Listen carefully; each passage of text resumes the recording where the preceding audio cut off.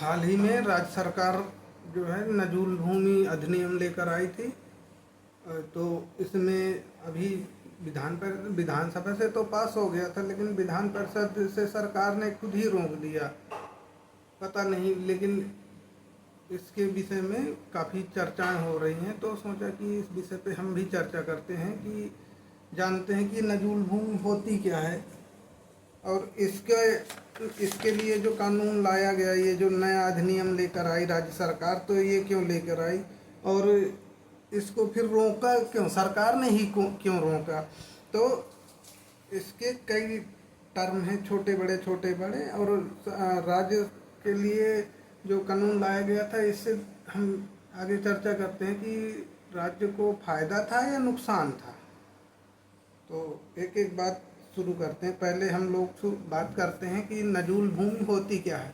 तो देखो, अंग्रेजी शासन में ना पहले क्या होता था, जो राजा महाराजा थे तो अंग्रेजों से युद्ध करते थे, तो उसके बाद जब पराजित हो जाए तो उनकी ज़मीन अंग्रेज छीन लेते थे, फिर वो अपना अपने पास रखते थे। और उसके बाद जब हम लोग स्वतंत्रता की लड़ाई लड़ रहे थे, तो उस दौरान भी जो लोग पकड़े जाते थे, जिनको जेलों में डाला जाता था, क्रांतिकारी हमारे जो थे, उनकी भी ज़मीन ये अंग्रेजी शासन में छीन ली जाती थी। तो ये बाद में क्या हुआ कि जब देश आज़ाद हो गया तो अंग्रेज चले गए देश छोड़ के।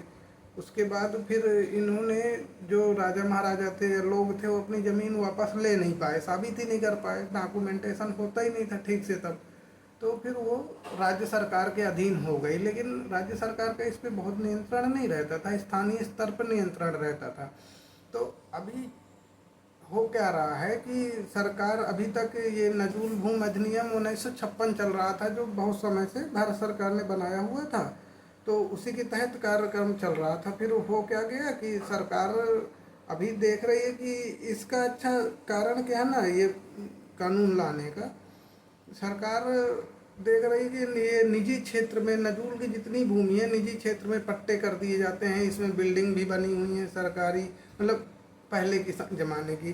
तो उसके उपरांत गांव में जैसे ज़मीन पड़ी है, कोई भी कब्जा करे बैठा है, तो ये हमारे देश में बहुत बहुत ज़्यादा संपत्ति है नजूल की। अब इसमें अवैध कब्जे होके रह गए, तो सरकार सोच रही थी कि इसको छुड़ा लें, तो फिर हम इसको सार्वजनिक उपयोग के लिए ले आए, जैसे अस्पताल बनाना है, जैसे विद्यालय बनाना है, जैसे सार्वजनिक कोई कार्यक्रम के लिए कोई स्थल बनाना है, या खेल के मैदान हो गए, इस टाइप की चीज़ें। क्योंकि ये नवीनीकरण जब किसी भूमि का हो जाता है तो सरकार उसका उपयोग कर पाती है। नवीनीकरण के बिना जब क्या होता है कि सरकार इसको कुछ नहीं कर सकती, जहाँ जैसी जिस उसमें है तो उसको उसी तरह के यूज करना पड़ता है। तो इसलिए सरकार लेकर आई ये कानून।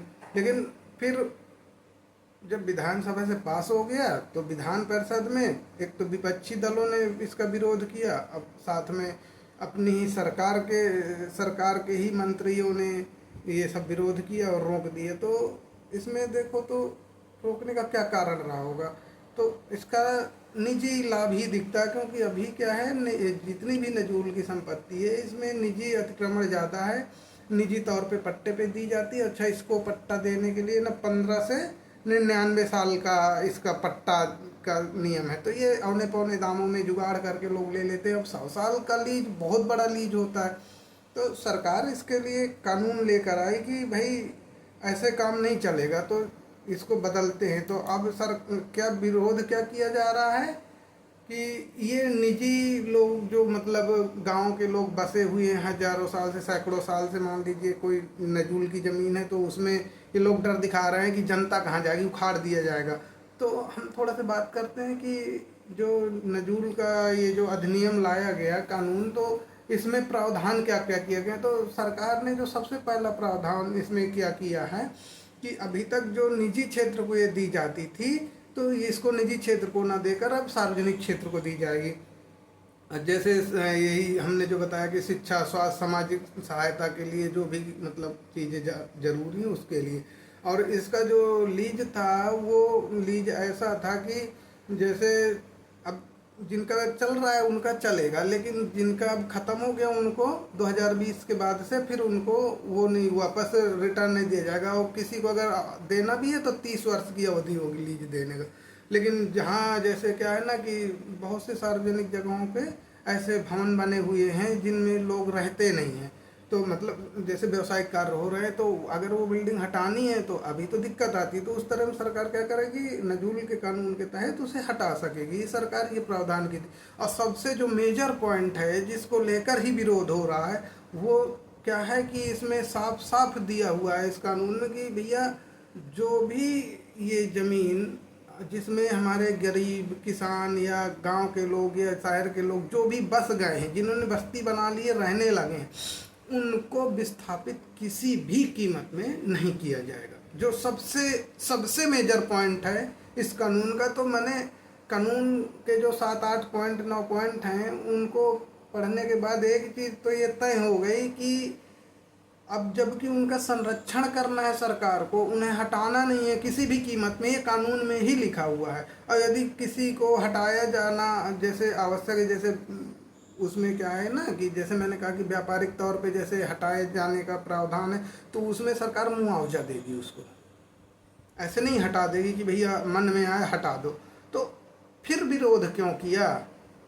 तो अब विरोध का कारण क्या, जो सरकार का अभी उत्तर प्रदेश सरकार का आपस में जो झगड़ा चल रहा है पार्टी नेताओं का, इसके कारण हुआ, ये विपक्षी नेताओं के कारण हुआ। तो इसको हम थोड़ा समझने की कोशिश करते हैं कि इसमें जो है ना अभी इसका स्वामित्व तो ज़्यादा निजी क्षेत्र के पास है, और या तो अवैध कब्जे हैं, बहुत से लोग अवैध कब्जे करके तमाम जितने जैसे जो या तो व्यापारी या तो राजनेता रसूख वाले लोग हैं, तो इन्होंने बहुत सारे कब्जे कर रखे हैं।